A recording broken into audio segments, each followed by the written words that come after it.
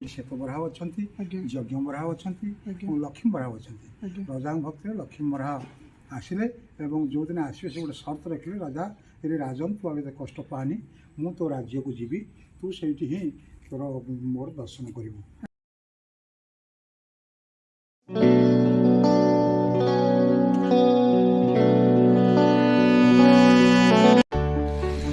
जय जगन्नाथ सांग मैंने मु गौतम आपण मानक स्वागत जनाऊँ आपण मानकर अति प्रिय ओडिया चैनल गौतम ओडिया ब्लॉग को। आज आम आसचु केन्द्रापड़ा जिला अंतर्गत आली ब्लॉक स्थित वराह टेम्पल को। आपण मानक वीडियो माध्यम क्लियरली विजिबल कराइबी मंदिर टोटाल तथ्य। चलतु जीवा बोली आली वराह मंदिर भितर को। फाइनाल आम पहुँची जाइछू आली वराह मंदिर पाखे।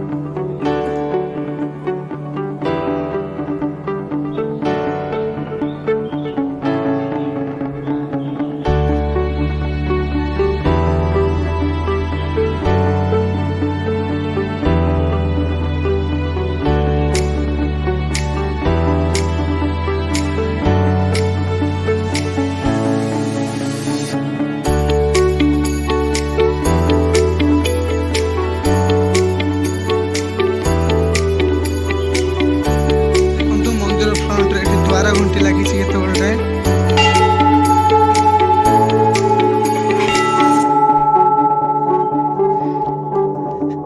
ये सब मंदिर परिसर भितर अच्छी अन्य देवादेवी मंदिर सब ये अच्छी।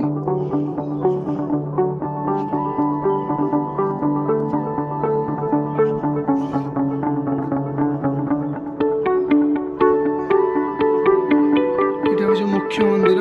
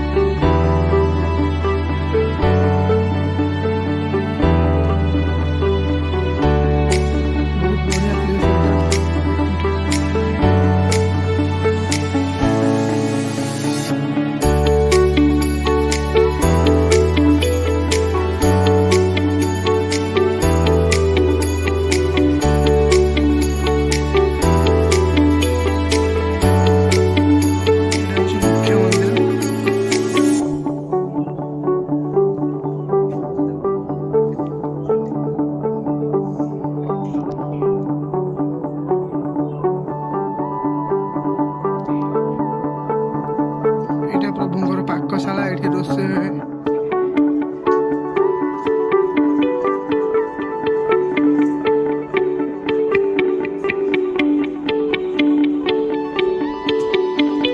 କେତେ ବାଟ ଉଠେଇଲେ ମାନେ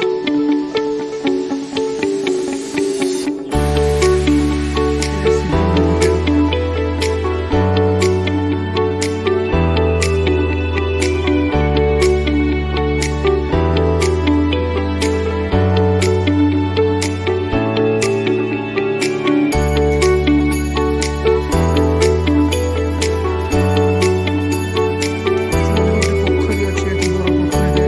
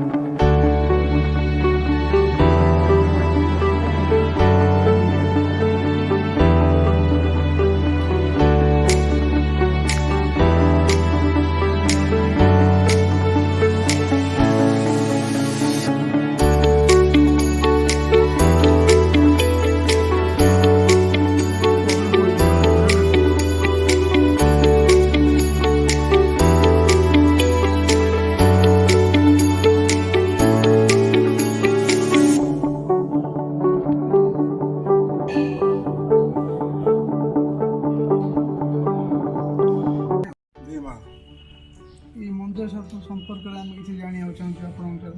ସେ ମନ୍ଦିର ସମ୍ପର୍କରେ ମନ୍ଦିର ହେଉଛି ବହୁ ପୁରାତନ ମନ୍ଦିର। ଦୀର୍ଘ 600-700 ବର୍ଷର ମନ୍ଦିର ଆଳି ରଜାଙ୍କ ଦ୍ୱାରା ନିର୍ମାଣ କରାଯାଇଛି। ବରାହନାଥ ଆଳି ରଜାଙ୍କର ଭକ୍ତିରେ ଯାଜପୁରରୁ ଚାଲି ଚାଲି ଏ ଧାମକୁ ଆସିଛନ୍ତି। ବରାହ ପାଳିତ ବାଲିପୁର୍ଣ୍ଣାଳି କ୍ଷେତ୍ର ବୃନ୍ଦଦାର ମହାବୀର୍ଯ୍ୟଶାଳୀ ଏ କ୍ଷେତ୍ରକୁ ଆସି ବରାହନାଥ ଚାଲି ଚାଲି ଆସିଛନ୍ତି। ଦୈନନ୍ଦିନ ଆଳି ରଜା ଯାଆନ୍ତି ଯାଜପୁରକୁ ଦର୍ଶନ କରିବା ପାଇଁ। ଏଠି ତାଙ୍କର ଦେବାର୍ଚନ ପରେ ସେଠି ଯାଇ ଦର୍ଶନ କରିସାରିଲେ ତାଙ୍କର ଆସିକି ରାଜବାଟୀରେ ମନଇ ହୁଏ। ଦୈନନ୍ଦିନର କାର୍ଯ୍ୟ ଏଭଳି କି ଝଡ଼ ବର୍ଷା ଯାହା ହେଲେ ମଧ୍ୟ ସେ ଯାଇ ବରାହନାଥଙ୍କ ଦର୍ଶନ କରିବେ। ଯାଜପୁର ବରାହ ପୈତୃଣୀ କୂଳେ ବରାହ ମନ୍ଦିର ଅଛି। ସେଠି ଶ୍ଵେତ ବରାହ ଅଛନ୍ତି, ଯଜ୍ଞ ବରାହ ଅଛନ୍ତି ଏବଂ ଲକ୍ଷ୍ମୀ ବରାହ ଅଛନ୍ତି। ରଜାଙ୍କ ଭକ୍ତିରେ ଲକ୍ଷ୍ମୀ ବରାହ ଆସିଲେ ଏବଂ ଯେଉଁଦିନ ଆସିବେ ସେ ଗୋଟେ ସର୍ତ୍ତ ରଖିଲେ, ରାଜା ଏରେ ରାଜନ ତୁ ଆଗେ କଷ୍ଟ ପାଆନି, ମୁଁ ତୋ ରାଜ୍ୟକୁ ଯିବି, ତୁ ସେଇଠି ହିଁ ତୋର ମୋର ଦର୍ଶନ କରିବୁ। ଆଉ ଗୋଟିଏ କଥା ରହିଲା, ମୁଁ ତୋ ସାଙ୍ଗରେ ଅମୁକ ଦିନ ଆସିବୁ, ମୁଁ ତୋ ସାଙ୍ଗରେ ଯିବି ଏବଂ ପଛୁ କେଉଁଠି ଚାହିଁବି, ଯେଉଁଠି ଚାହିଁବି ମୁଁ ସେଇଠି ରହିବି। ତେଣୁ ରାଜା ଯାଇ ପହଞ୍ଚିଲେ। ଚଣାନ୍ତ ମନ ଚଞ୍ଚଳ ଥାଏ, ଦର୍ଶନ କରି ଚଣାନ୍ତ କପା ଯେତେବେଳେ ରାଜବାଟୀକୁ ଫେରନ୍ତି ନୂପୁର ଶବ୍ଦ ଶୁଣିଲା। କଥା ଥିଲା ନୂପୁର ଶବ୍ଦ, ପଛକୁ ଚାହିଁବନି, ନୂପୁର ଶବ୍ଦକୁ ଜାଣିବୁ ଯେ ମୁଁ ତ ପଛେ ପଛେ ଯାଉଛି। ଯାହା ହଉ ଠାକୁର ଦୟାରୁ ସେଠି ରଜା ଚାଲିଛନ୍ତି, ଠାକୁର ମଧ୍ୟ ଚାଲିଛନ୍ତି। ନୂପୁର ଝଙ୍କାର ଶବ୍ଦ ପଛରେ ଶୋଭୁଛି ରଜାଙ୍କୁ। ଆସି ରଜାଙ୍କର ଇଚ୍ଛା ଥିଲା ରାଜବାଟୀ ଭିତରକୁ ଠାକୁରଙ୍କୁ ନେଇଯିବା ପାଇଁ। ଠାକୁରଙ୍କର ଇଚ୍ଛା ନଥିଲା ରାଜବାଟୀ ଭିତରକୁ ଯିବା ପାଇଁ। ଠାକୁରଙ୍କର ଇଚ୍ଛା ଥିଲା ଏଇ ଜାଗାରେ ରହିବା ପାଇଁ। ଏଠି ବରାହ ପାଳିତ ବାଲିପୁର୍ଣ୍ଣାଳି କ୍ଷେତ୍ର ବୃନ୍ଦଦାର ମହାବୀର୍ଯ୍ୟଶାଳୀ ଏ କ୍ଷେତ୍ରରେ ଧାତୁଶ୍ୱର ମହାଦେବ ଏଇ ଖରସ୍ୱା ନଈ ପଠା ଉପରେ, ଏଠି ଖରସ୍ୱା ନଈ ଏଇଠି ଥିଲା। ଏଇ ପଠା ଉପରେ ଧାତୁଶ୍ୱର ମହାଦେବ ପୂଜା କରୁଥିଲେ। ଏଇଠି ସମ୍ମୁଖରେ ଅଛନ୍ତି ଧାତୁଶ୍ୱର ମହାଦେବ, ଧାତୁଶ୍ୱର ପୂଜା କରୁଥିଲେ। ଏଇଠି ଠାକୁର ମାୟା ରଚନା କରି ଏଇଠି ରହିଲେ। ନୂପୁର ଶବ୍ଦ ଯେତେବେଳେ ବନ୍ଦ ହେଇଗଲା, ରଜା ଭିତରେ ଯେତେବେଳେ ପଛକୁ ଚାହିଁଲେ, ତ୍ରିଭଙ୍ଗଠାଣି ଯେଉଁ ପାଦ ପଦ୍ମ ଚିହ୍ନ ଅଛି ସେଇଠି ତ୍ରିଭଙ୍ଗଠାଣି ଛିଡ଼ା ହେଇଗଲେ। ଛିଡ଼ା ହେଇସାରିଲା ପରେ ତାପରେ ଧାତୁଶ୍ୱର ମହାଦେବଙ୍କ ପଛ ହେଇଗଲେ। ଏ କ୍ଷେତ୍ରରେ ମାଲିକ ଧାତୁଶ୍ୱର ଥିଲେ, ତା ବରାହ କ୍ଷେତ୍ର ହେଲା। ମନ୍ଦିର ଧାତୁଶ୍ୱର ପାର୍ଶ୍ୱକର ଦେବତା ହିସାବରେ ଧାତୁଶ୍ୱର ରହିଲେ ଏବଂ ମନ୍ଦିରର ଗୋଳା ହେଲା ପଛପଟକୁ, ସେଠି ବରାହନାଥଙ୍କର ଦିବ୍ୟମାନ ହେଲା। ତାପରେ ପ୍ରତ୍ୟେକ ରଜା ସବୁ ବିଭିନ୍ନ ପିରିୟଡ଼ର ସବୁ ତାଙ୍କ ମନ୍ଦିର ଗୋଟିଏ ଥରରେ ଚଳିଲେ। ପ୍ରଥମ ରାମକୃଷ୍ଣ ଦେବ କରିଥିଲେ ମନ୍ଦିର, ପ୍ରଥମ କରିଥିଲେ। ରାମକୃଷ୍ଣ ଦେବଙ୍କ ପରେ ଆସିଲେ ନୀଳକଣ୍ଠ ଦେବ, ନୀଳକଣ୍ଠ ଦେବଙ୍କ ପରେ ଆସିଲେ ବଳଭଦ୍ର ଦେବ, ବଳଭଦ୍ରଙ୍କୁ ଆସିଲେ ଆମର ଗୋପୀନାଥ ଦେବ, ଗୋପୀନାଥ ଆସିଲେ ପ୍ରତାପ ଦେବ, ପ୍ରତାପ ଦେବଙ୍କ ପରେ ଆସିଲେ ଆମର ଯଦୁନାଥ ଦେବ, ଯଦୁନାଥ ଦେବଙ୍କ ପରେ ଆସିଲେ ଆମର ପୀତାମ୍ବର ଦେବ, ପୀତାମ୍ବର ଦେବଙ୍କ ପରେ ଆମର ଆସିଲେ ବ୍ରଜସୁନ୍ଦର ଦେବ, ବ୍ରଜସୁନ୍ଦର ଦେବଙ୍କ ପରେ ଆସିଲେ ଚନ୍ଦ୍ରଭାନ ଦେବ, ଚନ୍ଦ୍ରଭାନ ଦେବଙ୍କ ପରେ ଆସିଲେ ଶରତ ଦେବ। ବର୍ତ୍ତମାନ ପ୍ରେଜେଣ୍ଟ ବ୍ରଜକେଶ୍ୱର ଦେବ ଅଛନ୍ତି ବର୍ତ୍ତମାନ ରଜା। ଯାହା ନୀତିଗତ ସବୁ ରଜାଙ୍କ ପିରିୟଡ଼ରେ ଅତି ଭଲ ମନ୍ଦିର ଚାଲିଥିଲା। ରଜାଙ୍କ ହାତରେ ଯେତେବେଳେ ଏଇଟା ଗଭର୍ଣ୍ଣମେଣ୍ଟ ହ୍ୟାଣ୍ଡ ଓଭର କରିନେଲା, ଏଇଟା ଟ୍ରଷ୍ଟ ବୋର୍ଡ଼ ମ୍ୟାନେଜମେଣ୍ଟ କରୁଛି। ଆଉ ରଜା ଯେଉଁଭଳି ଭାବରେ ଚଲାଉଥିଲେ ମନ୍ଦିର ସେଭଳି ହିସାବରେ ମନ୍ଦିର ଚାଲୁନି। ବର୍ତ୍ତମାନ ସେଭଳି ହିସାବରେ ଚାଲୁଛି। କେତେବେଳେ ଠାକୁରଙ୍କ ଇଚ୍ଛା ହେବ ଭଲ ମନ୍ଦିର ଚାଲିବ, କିନ୍ତୁ ବର୍ତ୍ତମାନ ରଜା ଯେଭଳି ଚଳୁଥିଲେ ସେଭଳି ମନ୍ଦିର ଚାଲୁନି। ଯାହା ହଉ ଠାକୁରଙ୍କ ଦୟାରୁ ଏଭଳି ଚାଲିଛି। କିନ୍ତୁ ବରାହା ମାଘ ମାସ ବରାହା ଦ୍ୱାଦଶୀ ଦିନ ଆମର ଏଠି ଗୋଟେ ବିରାଟ ଫଙ୍କସନ୍ ହୁଏ। ଦେମାଳ ୟୁଥ୍ କ୍ଲବର ଯୁବକମାନେ ସମସ୍ତେ ଆଳି କନିକା ପଟ୍ଟାମୁଣ୍ଡରୁ କଲେକ୍ସନ୍ କରି ଏଠି ଜନ୍ମ ଦିବସ ପାଳନ କରନ୍ତି। ଆଳି କନିକା ପଟ୍ଟାମୁଣ୍ଡର ଲୋକମାନେ ସେମାନେ ଆସି ଏଠି ସମସ୍ତେ ଆସନ୍ତି। ଅହରାତ୍ର ପ୍ରସାଦ ସେବନ, ନାମଯଜ୍ଞ, ହରିହାଟ ନାମ ସଂକୀର୍ତ୍ତନ ଚାଲିଥାଏ। ସେଦିନ ବରାହନାଥଙ୍କ ଦର୍ଶନ କଲେ ମନ କୋଟି ଜନ୍ମର ପାପର ଫଳ ଦୂର ହୁଏ। ଏବଂ ଦର୍ଶନ ସଙ୍ଗେ ପାଖ ଯେଉଁ ପୁଷ୍କରିଣୀ ରଖୁଛ ସେ ପୁଷ୍କରିଣୀରେ ତୁମେ 5 ଗୁରୁବାର ଗାଧେଇଲେ ଯେ ଶୁଖି ଯାଉଥିବ, ସେ 5 ଗୁରୁବାର ଗାଧେଇଲେ ସେ ତା'ର ପୁଲକ ତା ଦେହ ଫେରେ ପୂର୍ବ ଶୈଳୀ ମାନେ ପୁନର୍ଗଠନ, ତା'ର ସ୍ୱାସ୍ଥ୍ୟଟା ସୁନ୍ଦର ଭାବରେ ରହିବ। ଏବଂ ଦର୍ଶନ ସଙ୍ଗେ ଠାକୁରଙ୍କର ପାଖରେ କିଏ ତୁଳସୀ ବେଶ, କିଏ ଚନ୍ଦନ ବେଶ, କୌଣସି କାର୍ଯ୍ୟ ମଣିଷ କଲେ ଠାକୁରଙ୍କ ପାଦ ପଦ୍ମରେ 108 ତୁଳସୀ ଚଢ଼େଇଲେ ଠାକୁରଙ୍କ ତାଙ୍କର ମନସ୍କାମନା ପୂର୍ଣ୍ଣ କରନ୍ତି। କେଉଁ ପିଲାର ବିବାହ ହେଇପାରୁନଥିବ, କାରଣ ବେଶ ମଣିଷ କଲେ ଚନ୍ଦନ ବେଶ ତୁଳସୀ ସେ ମଧ୍ୟ ସୁରୁଖୁରୁ ହେଇଯାଏ। ଏବଂ ଏଇଭଳି ସବୁ ବିଭିନ୍ନ ପ୍ରକାର କାର୍ଯ୍ୟ ଠାକୁରଙ୍କ ଅଛି। 5 ଅବକାଶ 3 ଧୂପରେ ଦୈନନ୍ଦିନ ମନ୍ଦିରର କାର୍ଯ୍ୟ ଚାଲେ। ଏବେ ସେଭଳି ସବୁ ଚାଲିଛି। ପହଡ଼ କେତେବେଳେ? ପହଡ଼ ଆମର ସକାଳ ରାତି 4ଟାରୁ କବାଟ ଆମର ମଙ୍ଗଳାନ୍ତି ପରେ କବାଟ ଖୋଲେ। ତାପରେ ଆମର ନୀତିକାନ୍ତି ସରିଲା ପରେ 1ଟାରେ ବେଳେ ପହଡ଼ ହୁଏ, ଫେର 3ଟାରେ ଖୋଲେ ଏବଂ ଫେର ରାତି 9ଟାରେ ପହଡ଼ ହୁଏ।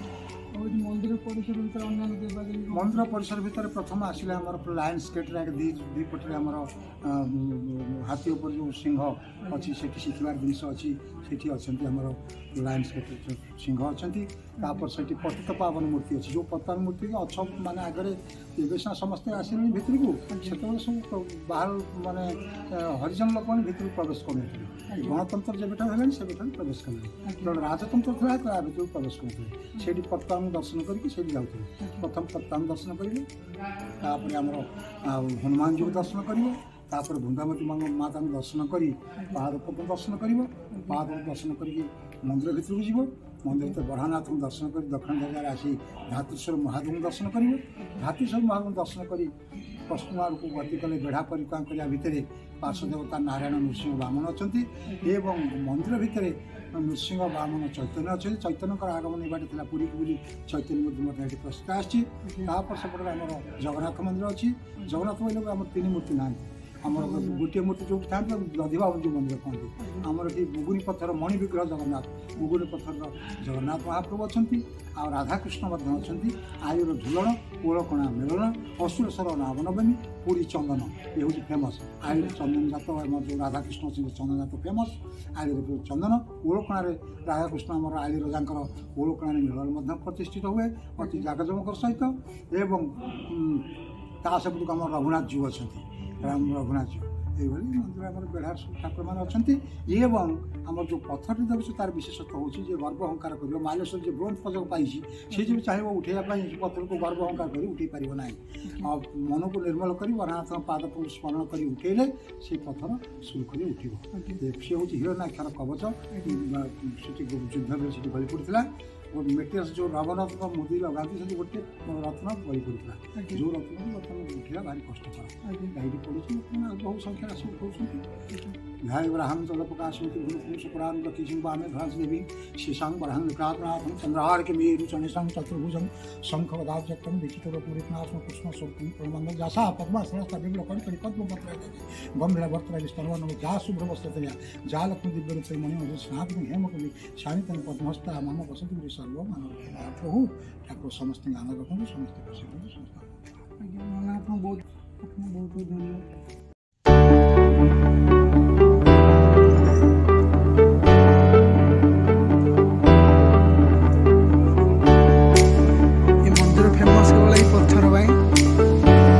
ପୁରାତନ କାଳରୁ ଏ ପଥରଟି ପଡ଼ିକି ରହିଛି। କୁହନ୍ତି ଯେ ଠାକୁରଙ୍କ ମହିମା ଯାହା କରିଥିବ ସେ ପଥର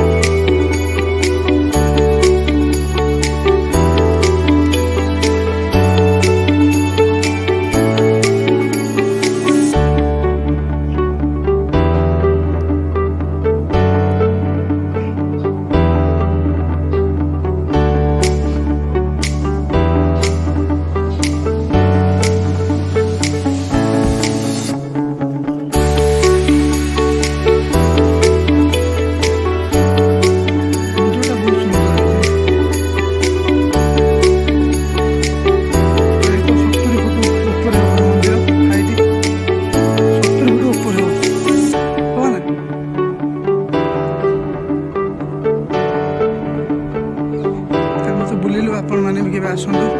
କେନ୍ଦ୍ରାପଡ଼ା ଜିଲ୍ଲା ଅନ୍ତର୍ଗତ ଆଳି ବ୍ଲକରେ ବରାହା ମନ୍ଦିର ଅଛି, ଆପଣମାନେ ବି କେବେ ଆସନ୍ତୁ, ଠାକୁରଙ୍କ ଦର୍ଶନ ମହିମା ଲାଭ କରନ୍ତୁ। ମୁଁ ରହୁଛି, ଜୟ ଜଗନ୍ନାଥ।